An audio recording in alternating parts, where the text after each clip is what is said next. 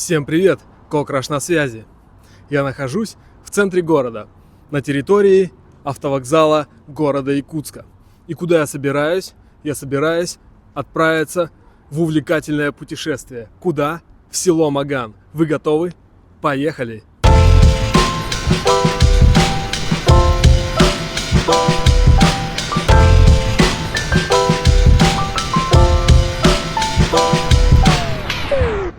Подниматься нужно по этому крыльцу.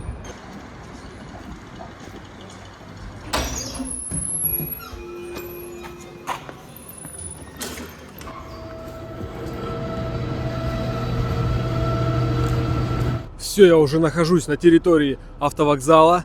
За моей спиной автобусы. Конкретно в сельское поселение Маган едет 102-й автобус. В магазине «1000 мелочей» взял шаурму. Буду пробовать. Ну так, аппетитно она выглядит.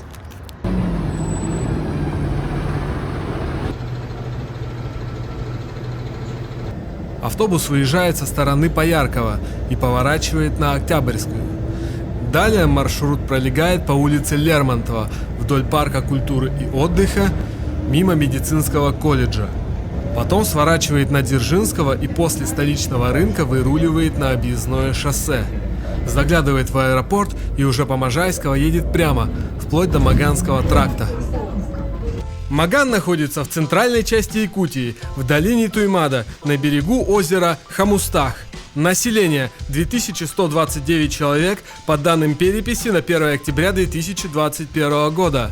В переводе с якутского языка слово «Маган» означает «белый». В конце 19 века сюда были сосланы скопцы, чьи дома сохранились до сих пор.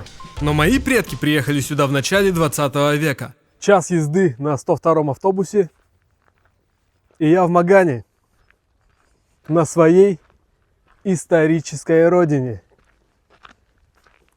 Почему исторической? Потому что у меня отсюда мама.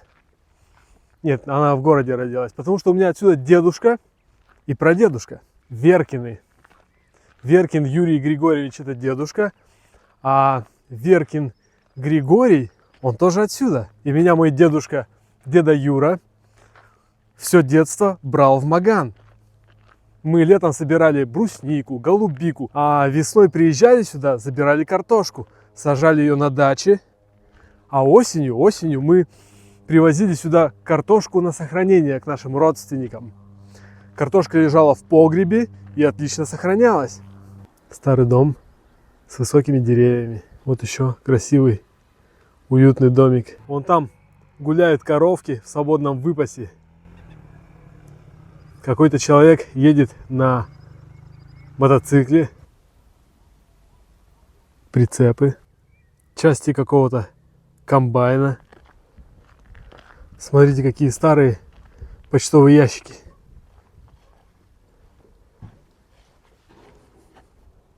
Заброшенный КАМАЗ. Пасутся лошади. Ничего не боятся. Отсюда простирается прекрасный вид на озеро Хамустах. На то озеро, из которого пили мои прадедушка, прабабушка, дедушка, все мои тети и дяди. Все мои маганские родственники. Смотрите, я Кокраш, а за моей спиной озеро. Прекрасное Маганское озеро. А, хорошо. Главное не упасть. Пиявка плавает. Вода. Вода моих предков. Тут можно пешком перейти.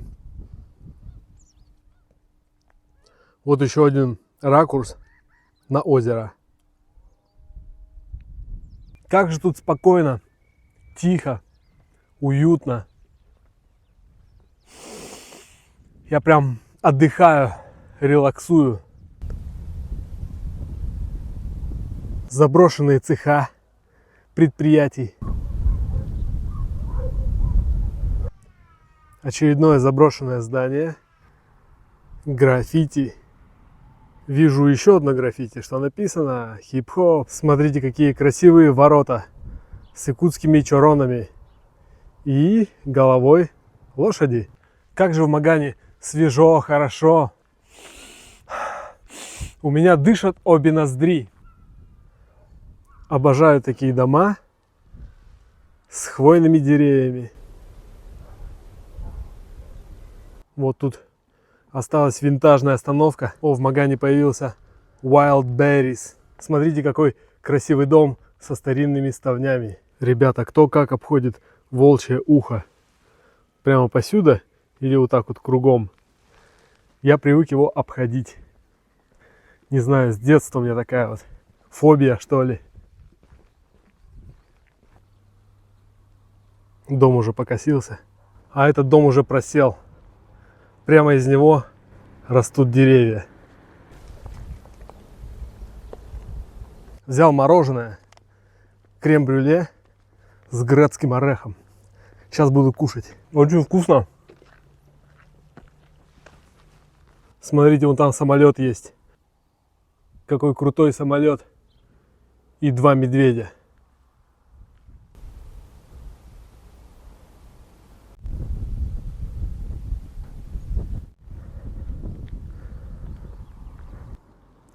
Смотрите, там кафе есть.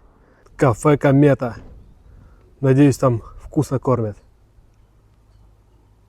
О, крутой вертолет. Написано Аэрофлот. 133-15. И, пожалуйста, сам аэропорт Маган. Винт самолета. Но что-то тут пусто. Хотел сок купить. Кстати, директором этого аэропорта какое-то время был мой дядя Юрий Мухаметов. Он жил у моего прадедушки дома, и мы у них в погребе оставляли картошку на зиму. Прекрасное было время. Вон там вдали видны вертолеты, самолеты.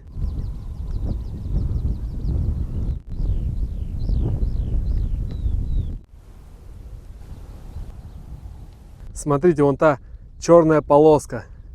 Это все богатые пахотные земли Магана. Помню, там раньше выращивали картошку и пшеницу. Когда я был маленький, сестра моего дедушки, тетя Юля, рассказывала, что в аэропорт Магана приземлялись самолеты, которые летели из США на дозаправку.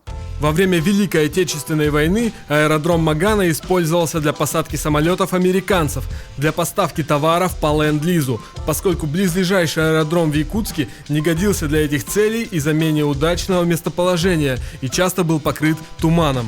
Для приема тяжелых транспортных самолетов союзников была построена самая длинная грунтовая посадочная полоса в СССР, длиной в 3,4 километра. И была какая-то история, что однажды пилот самолета вышел, увидел маленьких детей, катающихся на велосипеде, и угостил их шоколадкой. И, как тетя Юля предполагала, это был сникерс. Так что мои родственники попробовали сникерс еще в 40-е годы. О, бочка из детства, в которой раньше квас продавали. Дома, которые дали усадку, мне кажутся старинными. Еще один осевший дом. Так, что-то тут закрыто, я бы подошел. Детский садик «Брусничка». Это библиотека «Ритм». Маганская средняя общеобразовательная школа. Но когда мой дедушка тут учился, в Магане школы еще не было. Или была школа, но, по-моему, до 3 или до 4 класса. Потом он ездил в город и даже ходил пешком в город. Учился в 8 школе. Ну и поскольку мой дедушка тянулся к знаниям, мой прадедушка Григорий отправил его на учебу в Иркутск. Это сейчас студенты приезжают на новогодние праздники, на летние праздники. Тогда было сурово. Мой дедушка Юрий Григорьевич поступил в Иркутск, уехал учиться и вернулся в Маган только спустя 5 лет. А вот тут я смотрю, дома все, более-менее новые. Как будто это какой-то новый район Магана. Или уже дачи начинаются. Какой-то большой заброшенный ангар. Видимо, раньше там чинили самолеты. Тут так-то много различных заброшенных зданий и сооружений, которые хорошо было бы выкупить и построить там студию звукозаписи. Похоже на кабину от трактора. О, у моего дедушки был такой же москвич, только голубого цвета. А это, походу, еще перекрашенный. Походу, может быть, вдруг это он? Ну-ка. Ну, очень похож. Прямо спидометр похожий. Руль. Сиденье тоже похожее. Свой москвич дедушка продал в 2003 году, когда я поступил в коммунально-строительный техникум, и на собрании родителей там сказали, что будем изучать AutoCAD, и всем ученикам нужно купить компьютер. Вот, и у меня компа не было, дедушка думал, так, что делать, у меня есть москвич, и продал его за 13 тысяч рублей, и ровно за такую же сумму мы купили Pentium 4 или 3. Ну, я, понятное дело, установил туда AutoCAD и Fruity Loops, а также Cool Edit, и начал писать биты. В голубом москвиче пятером едем. Я сестра, мама, бабушка. За рулем дедушка, сзади машина, которой управляет дядя. Он получил права, буквально на днях едем в поселок Маган к своей родне. Именно на том голубом москвиче мы постоянно ездили в Маган. Отдавать картошку, забирать картошку, собирать ягоды, собирать грибы, отвозить вещи родственникам. Ну, мои старые игрушки и так далее.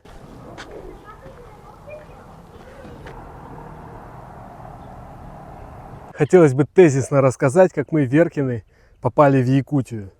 Мой прадедушка Григорий Веркин родился в Рязанской области в селе Константиново. Да, это то самое село, откуда родом Есенин. И мой прадед говорил, что был лично знаком с Есениным. Не знаю, правда это или нет. Но все может быть, потому что, считай, одного возраста, из одного села. Но потом его призвали, и он пошел служить. И по распределению попал в Маган. А моя прабабушка Домна Веркина, она приехала из Иркутской области. Ой, там какой-то бобер плывет. Вон, что это такое, выдра какая-то или что, или еврашка? Че это такое плывет? Ну, бобер какой-то, наверное. В общем, и здесь познакомились с моим прадедушкой и создали семью. У них родилось 4 ребенка.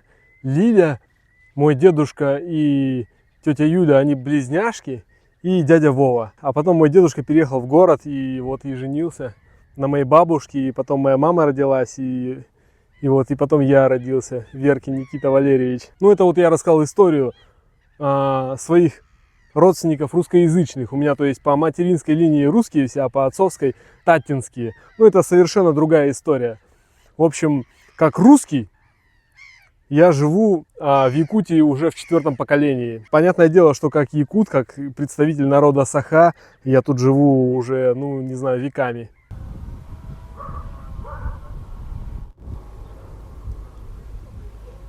Тут есть стадион. И там видны тренажеры. Можно позаниматься, покачаться, на турниках поподтягиваться. Все, автобус едет. Пора домой.